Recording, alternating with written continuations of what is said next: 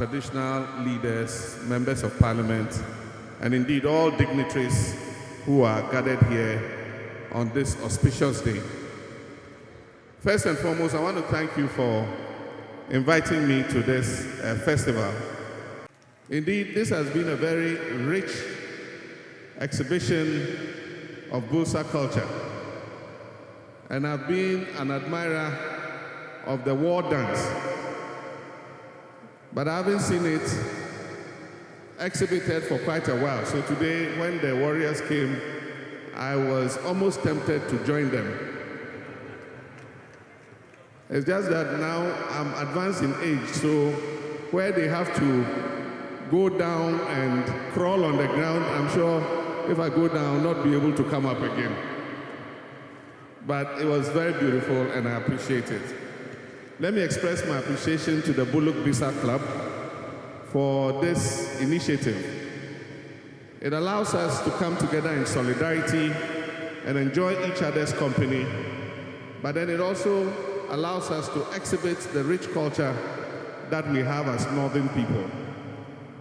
And above all that, there is a fundraising aspect to it to promote education in the Builsa area of the Upper East region.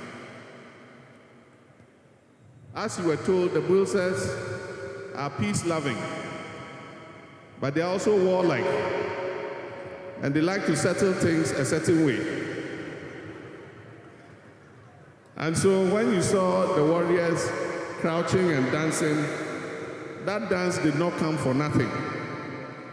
For those of us who have studied history, we know that in the period of the slave trade, the notorious slave raiders, Babatu and Samari, used to raid into what today is present-day Ghana to come and capture slaves and go and sell them to the European traders to be taken to America, the Caribbeans, to go and work as slaves. And so it was important for our people to learn how to defend themselves. And it was out of this necessity that the Builsas exhibited courage and bravery and are noted in history for a very eventful defeat of Babatu, the very much feared slave trader. And I think that that is something that the Builsa people can be proud of. But it's not only from the slave raiding era. In the colonial era, when our British colonial masters were looking for people to volunteer to join the army, the Builsas, because of their bravery and courage, were among the first to enlist in the colonial army.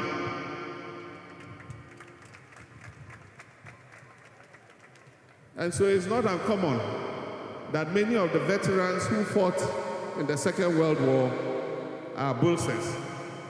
And indeed, for a very long time, if you went to the army, you were likely to be drilled by a Builsa RSM. And we all know how they used to speak Hausa in a very unique way. But I'm among Builsas, so I will not attempt to do any imitation in case they descend on me.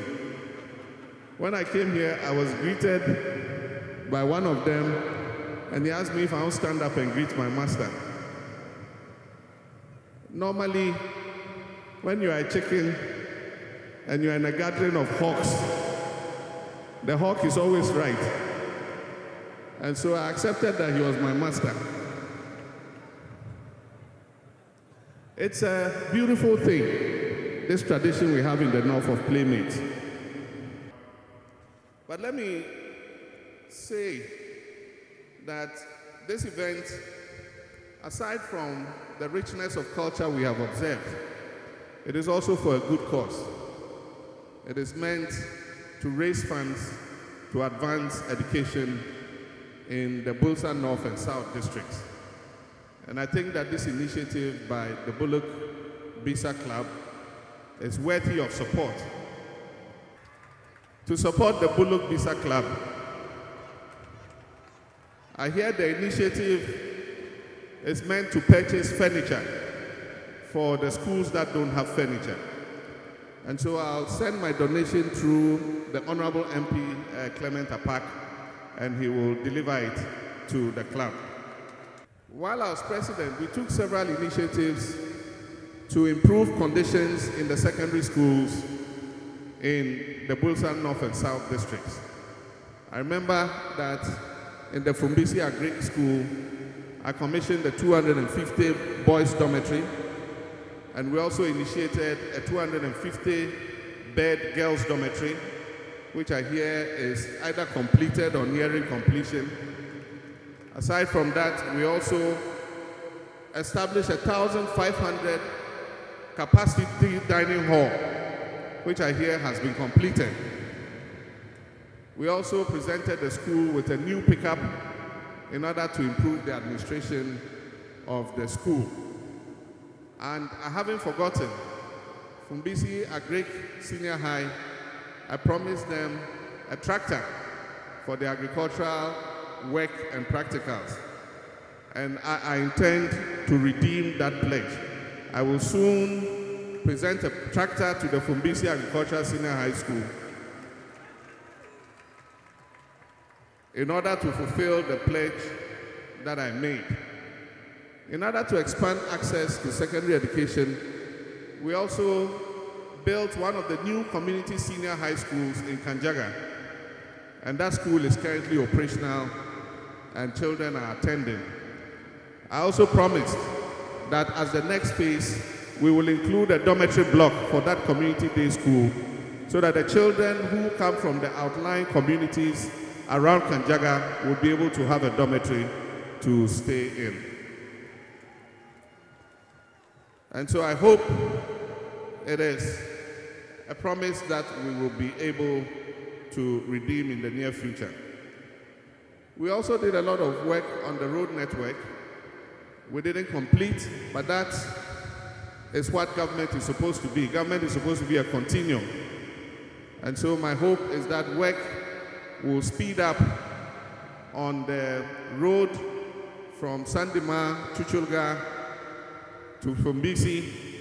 The intention was to build that road from Sandima through Chuchulga, Fumbisi, and link it up with Yagaba Kubori and bring it out at Bunsuno on the Damango Fufuso road, so that those going to the south from Sandima, from Builsa North and South, instead of going through Navrungo and coming through Bolga, will just go down, hit the Fufuso Solar Road, turn left to Damango Junction, and then right to Kintampo.